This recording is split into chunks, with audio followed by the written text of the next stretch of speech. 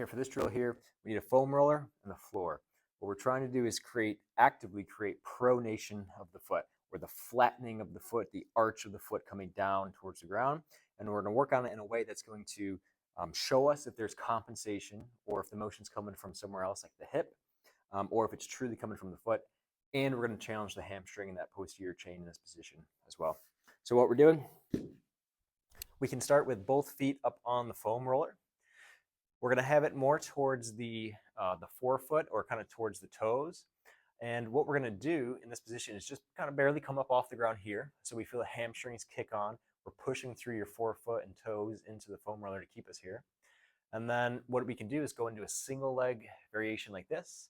And then I want you to actively try to push your big toe and the inside edge of that foot down into the foam roller. So it's like you're trying to roll that inside edge kind of down, but you're mostly focusing on the big toe as we push down and turn the foot down and away with it. So it's like the big toe leads the way. And what we do from here is you drive that inside edge of that forefoot down, down, down as you do it. And we're looking to see is if when you do that, some compensation comes with it. So we're actively doing a pronation motion of the foot. So when I get here, I'm pressing through the inside edge of that foot and big toe, and I'm trying to show the bottom of my foot towards the wall over here. But I'm cheating or compensating a little bit if, when I go to do that, that knee starts to dive in as well.